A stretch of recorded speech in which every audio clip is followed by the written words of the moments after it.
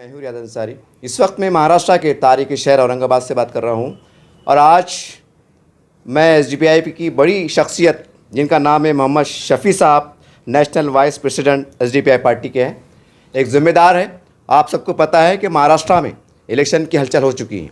हर छोटी बड़ी पार्टियाँ अपने अपने तौर पर चुनाव की तैयारी में लगी हुई हैं। चलिए तमाम बातों का हम यहाँ तक करने की पूरी कोशिश करेंगे और तमाम बातें हम जनता के सामने लाने की भरपूर कोशिश करेंगे। सर, सबसे पहले हमारे चैनल में आपका खैर मकदम में स्वागत है। सर, महाराष्ट्र में चुनाव का ऐलान हुआ है, आपको पता है। क्या ये माना जाए कि आपका दौरा, आपकी सरगर्मियाँ कहने के चुनावी रणनीति को देखते हुए हो रही है? ये इत्तेफाक है, लेकिन social democratic party of India एक पॉलिटिकल पार्टी है और चुनाव में, पूरे इंडिया में चुनाव में उतरती है। तो ये भी है कि हम लोग चुनाव की तैयारियों में हैं, लेकिन अभी आने का मकसद जो all India Muslim personal law board का जो वक्फ अमेंडमेंट एक्ट के ख़िलाफ़ जो एहतजाज चल रहा है और पूरे इंडिया में जो प्रोग्राम्स चल रहे हैं, तो उसमें शिरकत करने का मौका है।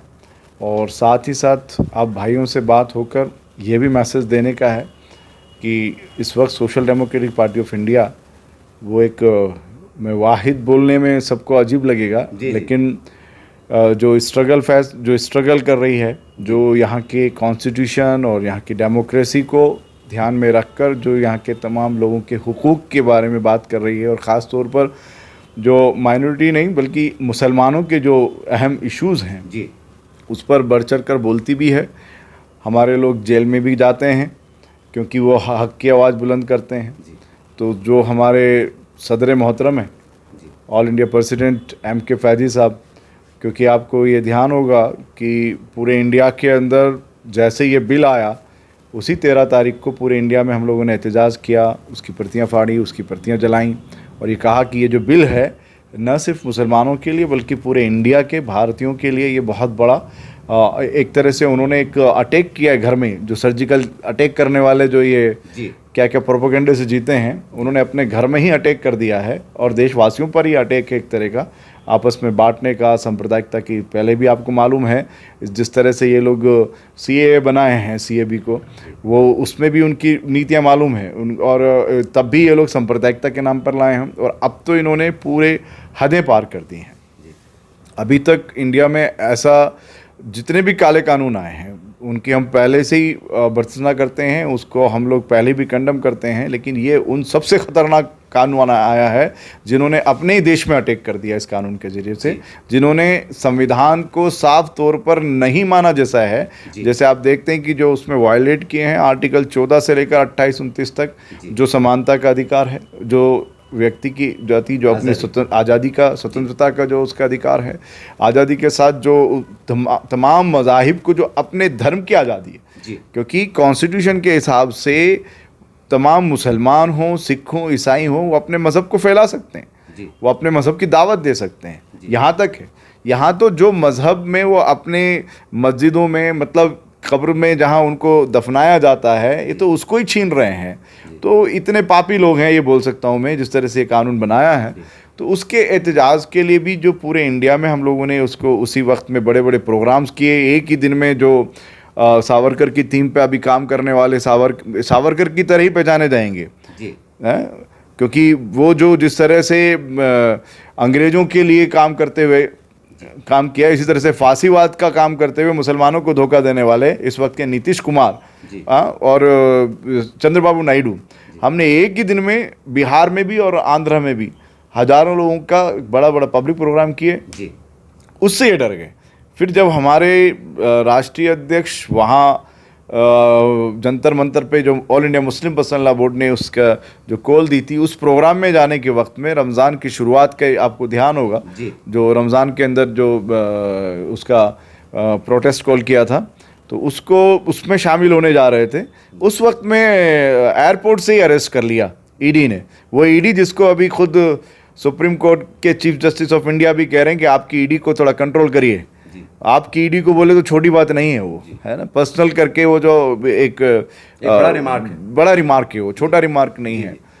तो ये सारी चीज़ें हैं। तो उसमें हम लोग ये कहना चाहते हैं, वाहिद से मुराद मेरा ये इतनी सारी बात करके मैं वापस उसी पे आ रहा हूँ कि हम लोगों को यहाँ देश के संविधान और यहाँ की आवाम से लेना देना है।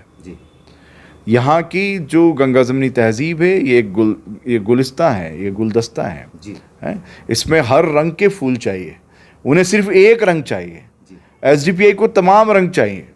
एसडीपीआई का मानिए कि तमाम रंग हमारे हैं, उनको सिर्फ एक रंग चाहिए। तो ये फासीवाद के खिलाफ जो हर जगह पर सड़कों पर उनको मुंह तोड़ जवाब दे रहे हैं, तो वो एसडीपीआई है।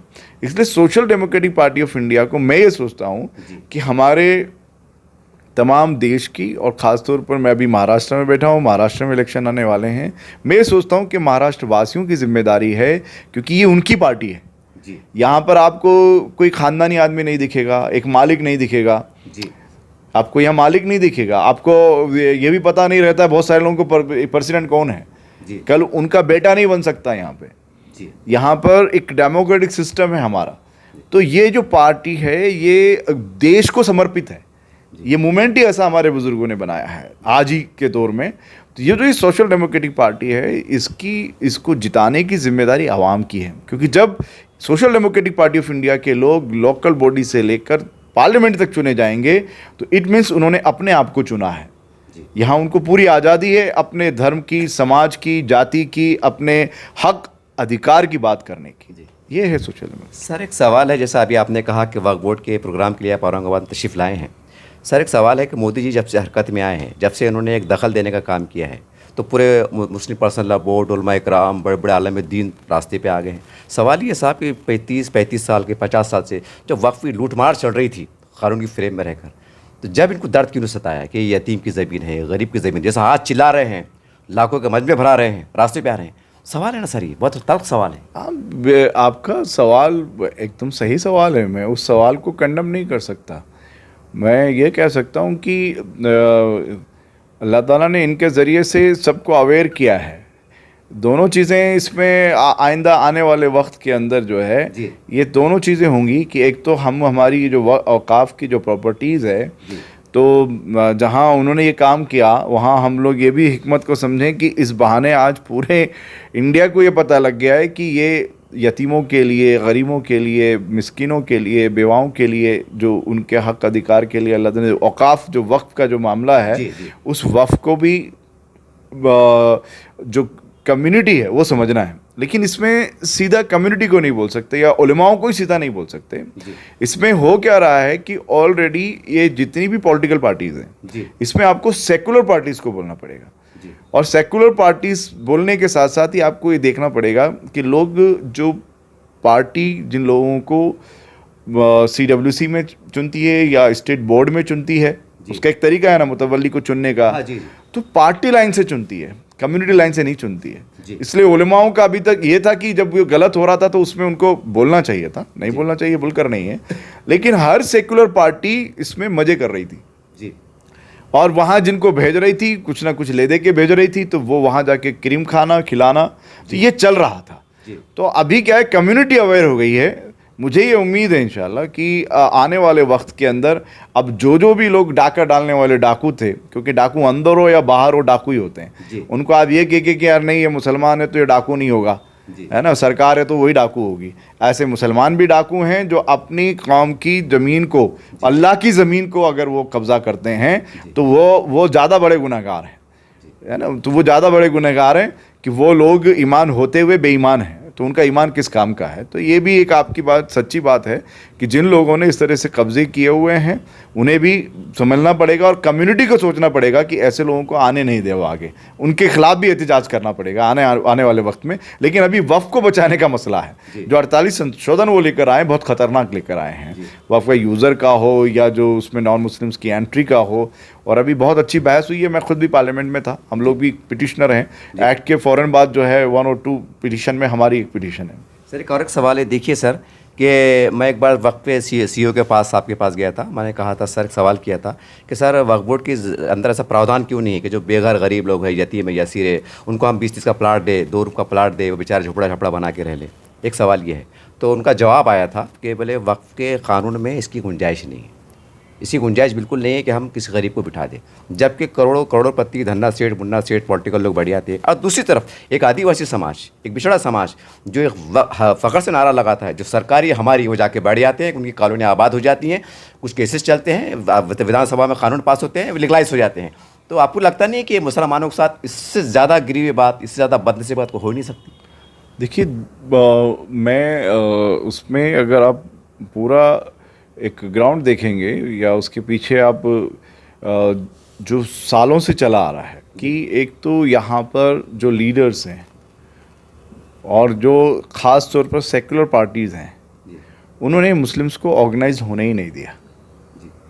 आपको मैं इतने बड़े हजरत उनका नाम तो नहीं बोलूँगा, लेकिन आपको अगर लखनऊ की वो मीटिंग याद हो जहाँ पर ये कह दिया गया हो कि हमारे लिए अब कांग्रेस काफ़ी है। जी, मुझे याद है। हा? जी। तो ये जो हमारे साथ एक तरह की जो अंदर घात हुई है, वो उसका एक बहुत बड़ा सबक हमें समझना चाहिए। मैं आज भी ये कहता हूँ, आवाम के जज्बे में और आवाम की कुर्बानी देने में आज भी कोई कमी नहीं है। जिम्मेदारों को समझना पड़ेगा, जो जिम्मेदार बनकर घूम रहे हैं, जो अपने आप को रहनुमा बोल रहे हैं, तो उन्होंने जो लूटपाट की है, ऑर्गेनाइज नहीं होने दिया, सो कॉल्ड सेकुलर पार्टीज़ के नाम पर जिस तरह से उन्होंने अपने मफाद के लिए काम किया, तो वो बहुत सारे एस्पेक्ट हैं इसके पीछे। ये ऑर्गेनाइज क्यों नहीं हुए, ये एहतजाज क्यों नहीं किया। अब जो हो रहा है, आप देखिए शाहीन बाग किसने बनाया। शाहीन बाग कोई कह सकता है कि नहीं हमने किया था साहब, ये फला ऑर्गेनाइजेशन ने किया था या फला पॉलिटिकल पार्टी ने की थी या बड़े लीडर ने किया था। खुद की ज़ात पे बात आई थी, खुद की ज़ात पे बात आई थी। तो अब ये समझ में आएगा। और इस बार हुआ क्या है कि मैं उसको सही भी, उस स्ट्रेटेजी को सही भी मानता हूँ। पिछली बार ये जो बात आई थी कि खुद पर बात आ गई थी, है ना, ये अभी भी खुद पर ही बात है जी। लेकिन इस मरतबा क्या हुआ कि all India Muslim personal law board ने एक्टिव होकर इसको हाथ में लेके रखा, क्योंकि जिस तरह से इन्होंने एक बदमाशियाँ शैतानियाँ की कि जो बच्चे इसमें एहतजाज करने वाले थे, चाहे उमर खालिद हों या सफूरा जरगर हों या दीगर जितने भी लोग अभी जेलों में डाल दिए गए, तो ये इस तरह से ये चाहते थे कि कहीं ऐसा नहीं कि फिर शाहीन बाग बन जाए, जबकि किसानों ने शाहीन बाग से सीखा था जी। और अब जो स्टेप चल रही है, और हम लोग भी इसीलिए उसमें शामिल हुए हैं कि all India Muslim personal law board ने ये यकीन दिलाया है हमारे देश की आवाम को, ख़ास तौर पर मुसलमानों को, कि ये अभी अगर कानून वापस नहीं लिया गया तो अभी ये एहतजाज सड़कों पर और आता चला जाएगा। अभी तो अवेयरनेस के प्रोग्राम है, इसलिए अब जो तब्दीली आ रही है, इससे एक उम्मीद है कि इंशाल्लाह हमारे जो आपने कहा कि हमारे ख़िलाफ़ कोई भी चीज़ होती है तो आवाम में और ख़ास में एक हलचल होनी चाहिए। कोई परेशानी आती है तो सब लोग एक साथ खड़े होना चाहिए। कुछ कमियां हैं उसको दूर करने की सबकी ज़रूरत है, और मुझे लगता है कि धीरे धीरे तब्दीली आ रही हैं। सर, अब देखते हैं इस्लाम में, शरीयत में इस बात का जिक्र है, आपने पढ़ा होगा कि उलमाए हक़ और उलमाए सू, ये बड़ा हिसास में सवाल करने जा रहा हूँ, बड़ा सोच समझ के जवाब दीजिएगा। सर, अगर उलमाए हक़ अगर होते हैं तो मेरा ज़ाती तौर से मानना है कि वक्फ़ थी, लूटमार नहीं होती। मुझे ज़ाती तौर से लगता है बतौर पत्रकार के कि उलमाए सू का गलबा ज़्यादा है, उलमाए हक़ कम थे, शायद हक़ की आवाज़ दब गई। आप सु कैसे देखते हैं? मैं इस भाई बेबाक सवाल को। देखिए, मैं जहाँ आपने ये बात की तो ये भी एक है कि वरासतुल अंबिया है, वही कह रहा हूँ, जिक्र उलमाए सू का भी जिक्र है सर। ठीक है, मैं वही बोल रहा हूँ जी। और वो तो ईंधन का भी जिक्र है जी जी, है ना, खुल के बोलिए ना आप। ईंधन का भी जिक्र नहीं, खुल के बोलने का या चुप के बोलने का मसला नहीं है। मसला ये है कि जितने भी उलमा हैं वो गलबा किसका नजर आता? नहीं, ये जो गलबे की बात है, मैं ये कहता हूँ कि आलिम का कॉन्सेप्ट क्या है। अगर आप कहेंगे बड़ा ताज लगाना, बड़ी कुर्सी पर बैठना, ये तो मठ और मठाधीश होते हैं, याद रखिए, ठीक है। तो हमारा मज़हब एक मठाधीश वाला मज़हब नहीं है, रहमानियत नहीं है, ठीक है।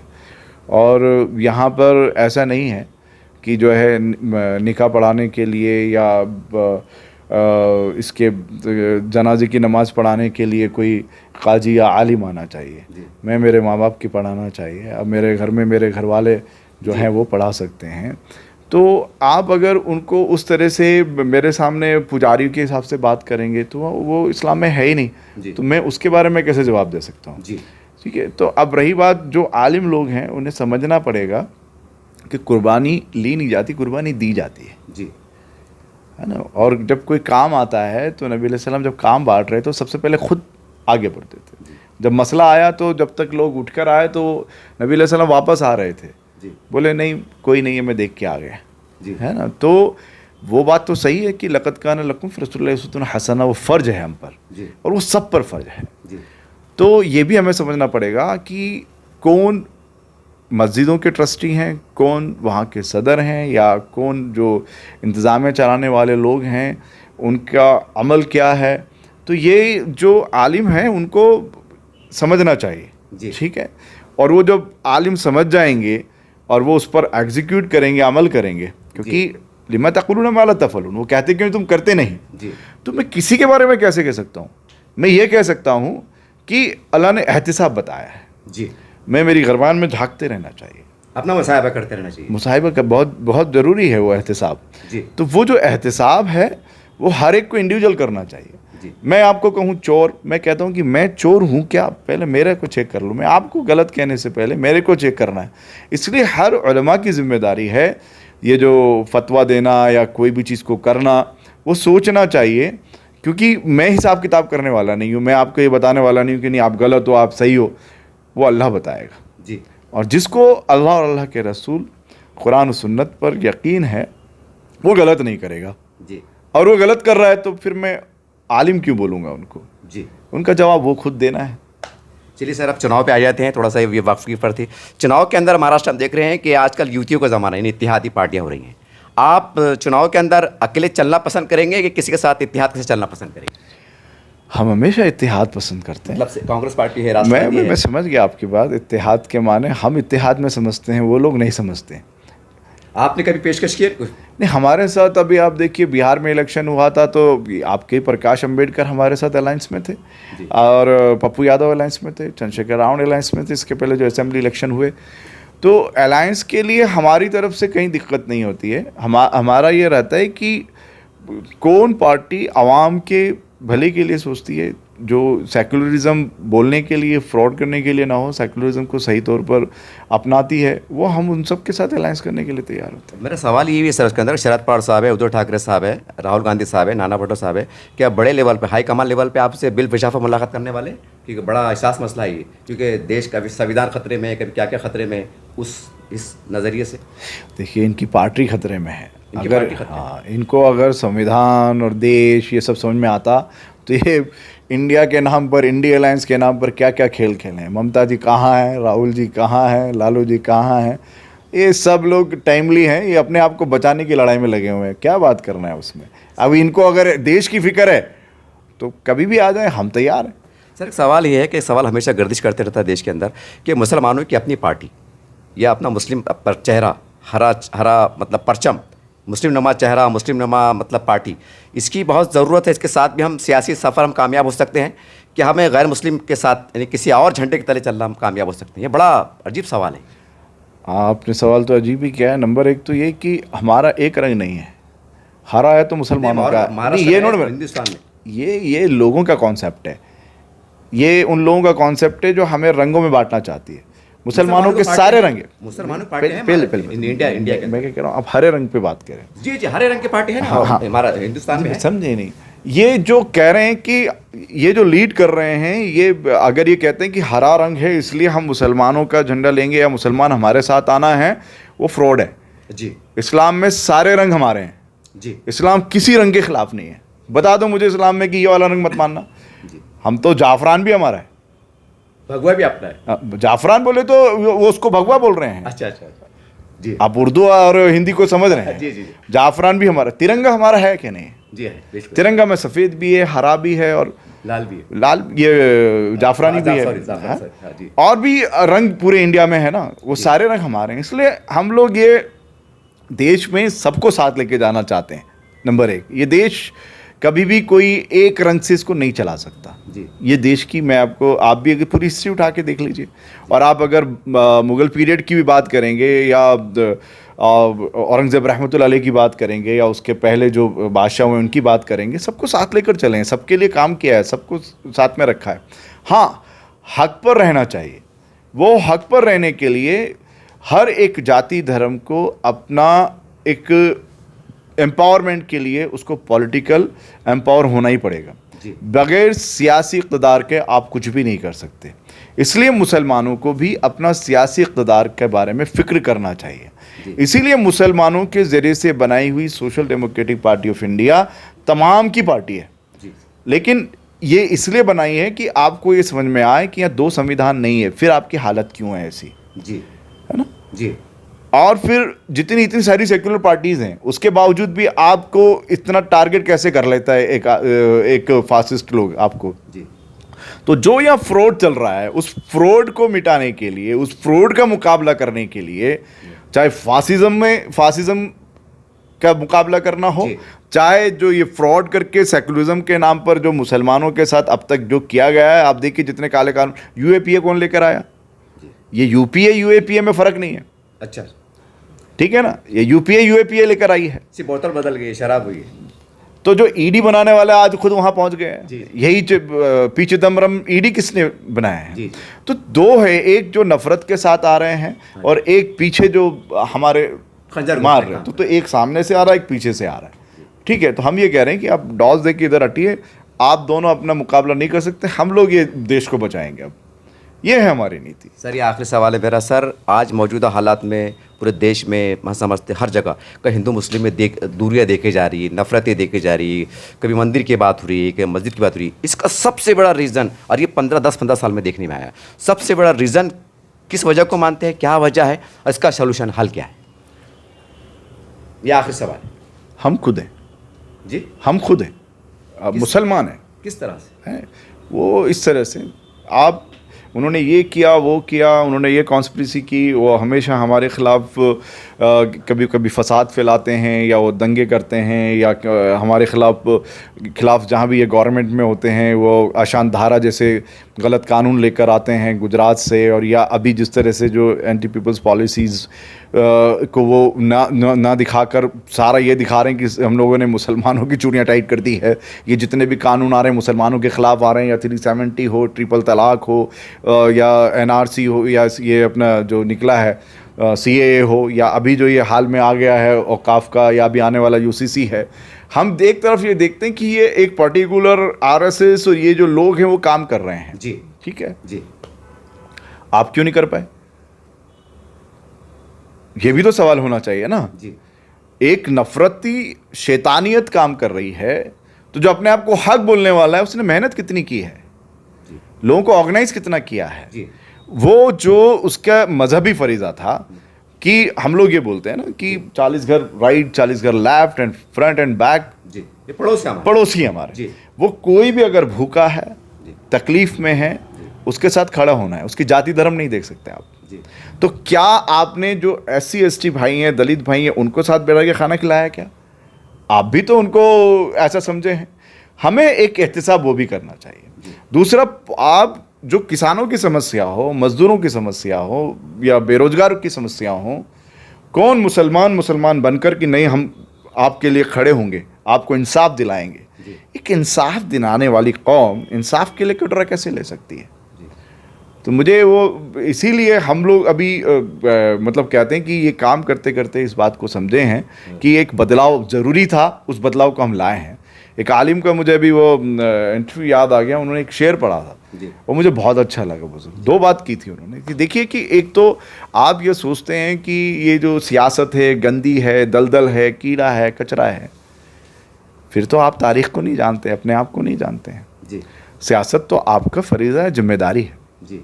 और एक वार्ड मेंबर भी वली के ओहदे तक पहुंच जाए अगर वो ईमानदारी के साथ में वहाँ के यतीमों के लिए, वहाँ के गरीबों के लिए, वहाँ के बेवाओं के लिए, और पाकी आधा ईमान है। कौन करता है ये सारी चीज़? वार्ड मेंबर के हाथ में रहता है कि उसका वार्ड एकदम पाकी आधा ईमान है, आधा ईमान तो उसी में है। तो जब वो आपका मोहल्ला इतना साफ होगा, वहाँ के यतीमों की, बेवाओं की, वहाँ के मिस्किनों की अगर आप फिक्र करेंगे, तो ऐसा आदमी वली को अल्लाह को दोस्त नहीं बनेगा।